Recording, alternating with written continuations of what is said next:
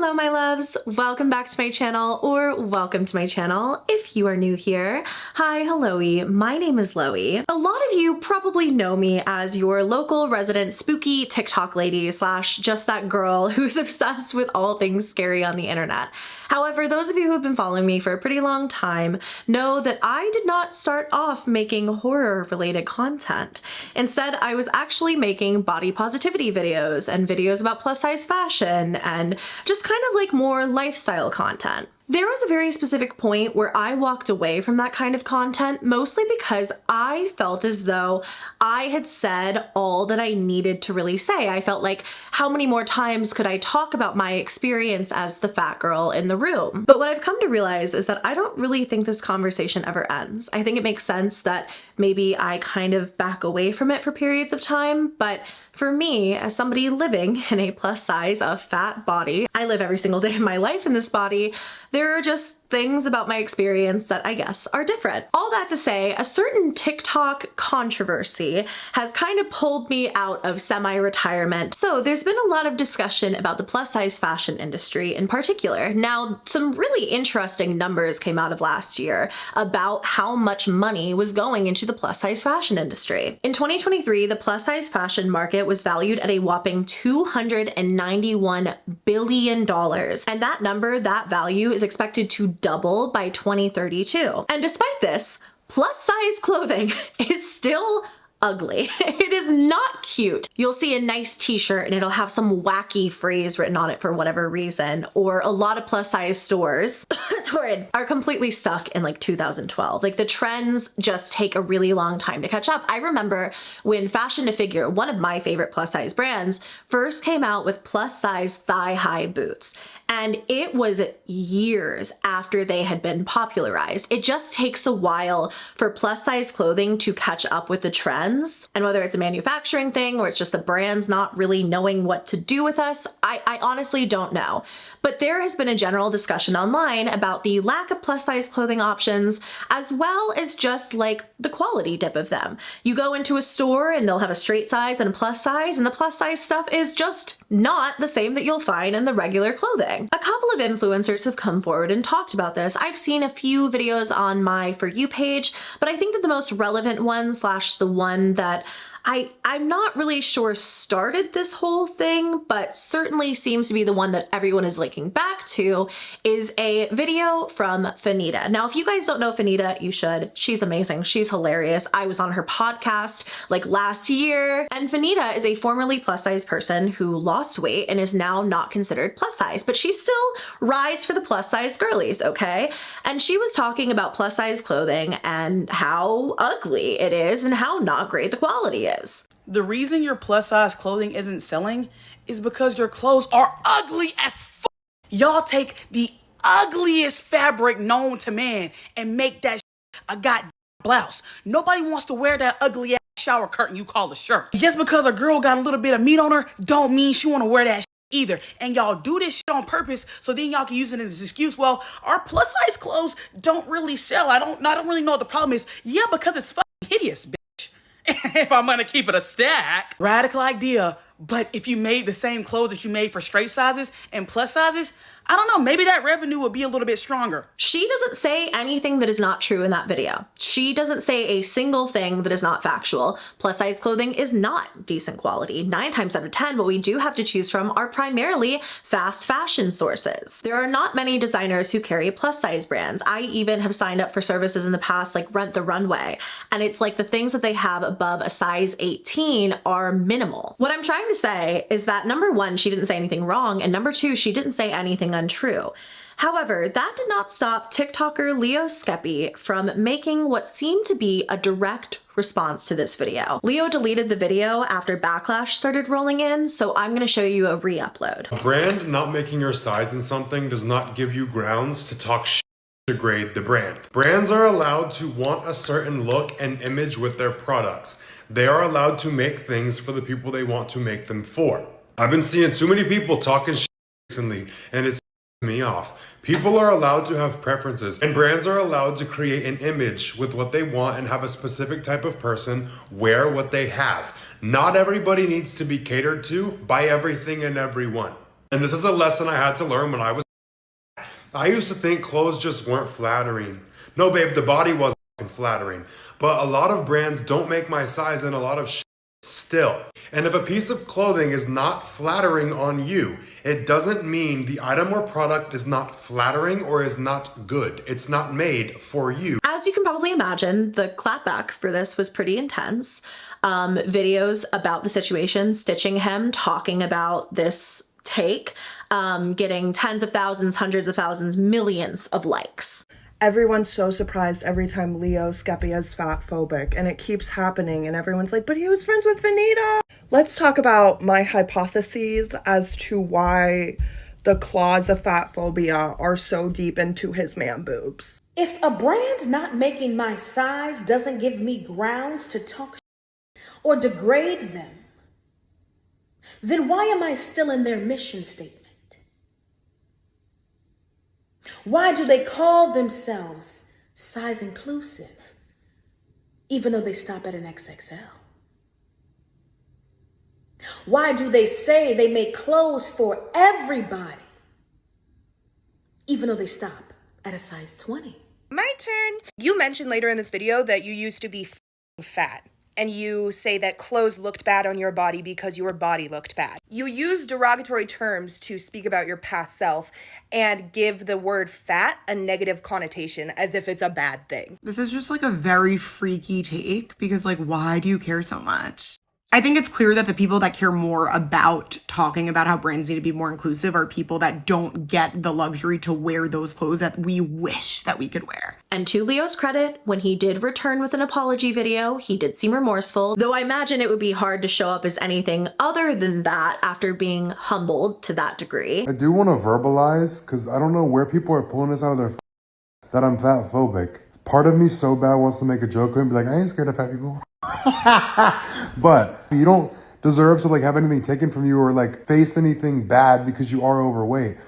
But there are things and there are consequences to that. People are not. Watch it.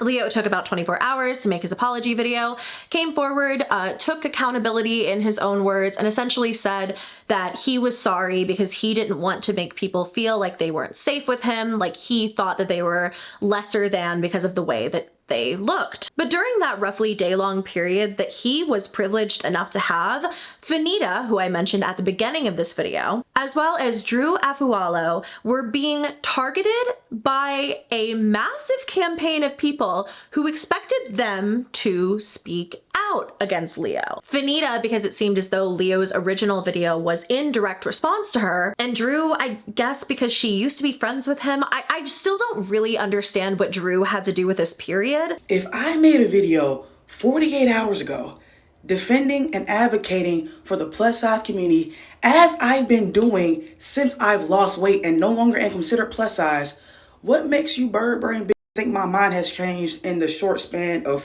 40 hours ago, right? If I constantly advocate for plus size people on every single platform, I'm never scared to say the quiet out loud, and I've continuously talked about my experience being fat, what makes you think that my mind has changed? And I would agree with some bullshit like that. Second of all, stop making POC women pay for the crimes of what men say. Me and Drew didn't say the shit. Y'all know what the me and Drew think. Me and Drew don't have to say it's dead ass wrong for y'all to know that it's dead ass wrong, especially when y'all already know what we think. Stop putting us on the cross. If y'all see something happen on this app that you know for a fact I have spoken out against and I genuinely do not support and never have, there's absolutely no reason for you to ask what my thoughts are on it. You should know what my thoughts are on it. That's one. Two, the subject of fat phobia is constantly discussed on this app, a lot of times in a way that is unhelpful and unproductive. A lot of times in ways that is disguised as motivation, but is actually just bigotry. And by that I mean this. Fat phobia goes far beyond insults. It goes far beyond jokes about people being whales, cows, whatever the f you want to call fat people. And I've been called it all. Believe me, you bitch. The amount of fat phobia I've experienced online in the last 2-3 years would fucking shock you. In fact, it would traumatize most of you. In the same way that misogyny isn't just jokes about women making sandwiches, fat phobia is not just jokes about weight. It goes so far deeper than that. Fat phobia is literally ingrained in every part of our culture, our government, our healthcare system, etc. People literally die because of fat phobia in the medical industry. So when people get on this app and act like fat phobia is just hurt feelings, it's fucking ignorant and it's disrespectful for many reasons. Both of these women were forced to come forward and say, no, of course I do not stand by what he said, but also you already knew that. Why do you need me to repeat myself? Why do you need to hear again my take on things that you've already heard? Yet they were both forced to come forward and make these videos saying what people already knew. Drew is on the timeline on the daily roasting men who are deeply fat phobic, roasting men who are misogynistic, roasting men who are unkind to women. Fannita made her stance clear days, hours, mere hours before Leo's video went up. Yet the internet looked to two women of color as though they were supposed to fix the mistake that the white man made. And then, after demanding these responses from them, the internet, once Leo apologized, completely turned on its head. As a matter of fact, the top comment at the time that I'm filming this on Leo's video, the apology video that is a woman saying, I hate Drew and Fannita so much. On his apology video. You hate them so much for what? For coming forward and doing exactly what they were asked to do? Never dragging Leo through the mud, never really saying a bad word about him, but instead saying, look, this is what I believe. I don't believe what he had to say. And now, unbelievably, at least to me, though I guess that I shouldn't be surprised at this point, his entire comment section on that video is flooded with support, flooded with people saying they could never make me hate you, Leo. He apologized. What do you want? While Drew and Fannita are now being looked at as the people who started this. Leo, honey, if you're watching this, you put yourself into the middle of this conversation. He went on to say that he understands the struggle. He's 6'7", he has a size 16 shoe. He doesn't get to shop everywhere either. That's fine. I get that. Trust me, you and I, we have that in common. You had no business coming to this conversation and saying what you did, especially when you know that this is mainly being talked about by plus size women. But trust me when I tell you, we already know everything you said in that video. We already know we are not the desired audience for a place like Brandy Melville, or I don't know, some trendy clothing store that'll never go above like a large. We know that. You don't need to say that. We already knew. You're not telling us any new information with that one. What you did do, however, was make a whole big fat mess, pun intended, for the rest of us. Again, I have been a plus size person on the internet for years and years and years, and I have never seen the internet the way that it is now, with specifically plus size people. I don't want to get too terribly dark in this, but I posted a reel that went incredibly viral on Instagram. And even as I say that, you know, Instagram's comment section is just abhorrent. You've never seen nastier stuff on the internet than you will in an IG Reels comment section. I knew that going in, and this reel was about me saying that my life didn't end when I gained weight. I had been feeling like not good. I'm not gonna get super dark in this video, but I had not truly been feeling well for a little bit of time prior to that. And it was so nice to take myself out on a little event date, go in a cute outfit, just posted this reel, not thinking anything would come of it. Hundreds of men putting my reel on their story saying, I effing hate fat women.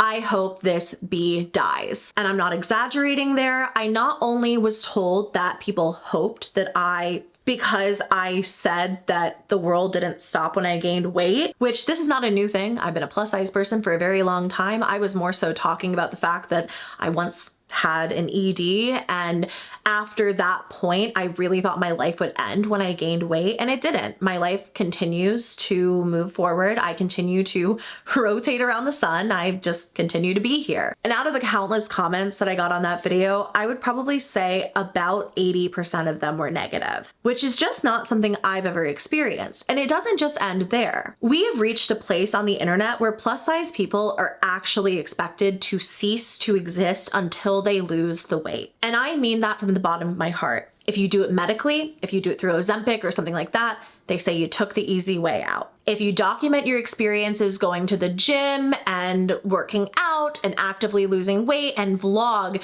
your entire weight loss plan, they tell you to get the hell out of the gym, that you clearly don't know what you're talking about because you are still fat. Okay, you lost the weight. Now you're posting your progress photos on the internet saying, look at this before and after.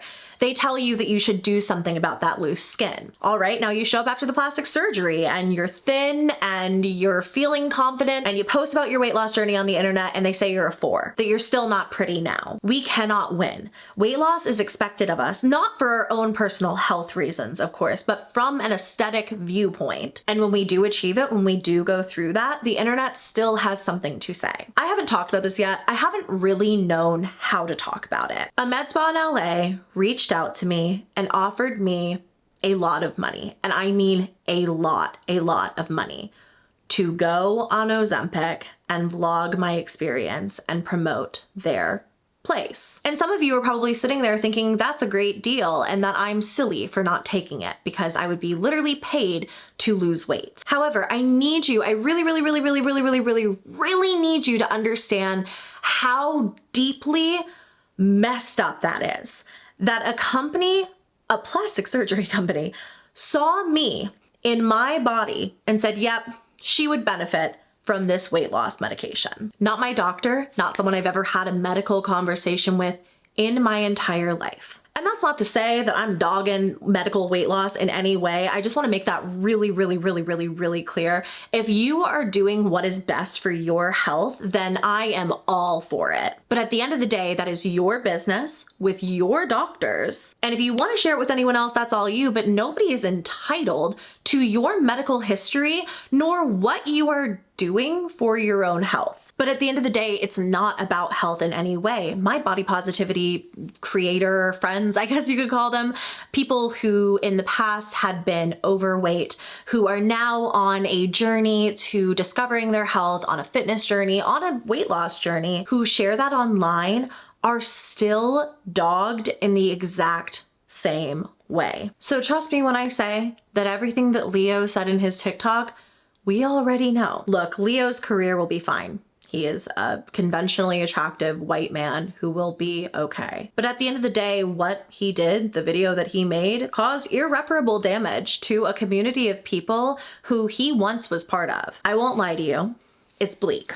It's not looking great out there, babes. I've been on the front lines and I'm here to report it's not looking good. But I am here, as I have been for 11 long, wonderful years on this platform, to remind you why it's okay to love yourself, why it's okay to choose peace within your body, why it's okay not to hate what you see in the mirror, why it's okay to wear what you want to wear and eat what feels good to you, and to move your body in a way that loves it, not for the express and sole reason of changing the way that it looks. I am here to remind you, as I always have, that self-love is a human right. That at any moment you can choose to love and honor the skin that you're in. And it's not only okay, it's absolutely beautiful. And yes, it's bleak out there, but by continuing to shine your own light, despite what anyone might have to say about it, you will brighten the way by being who you are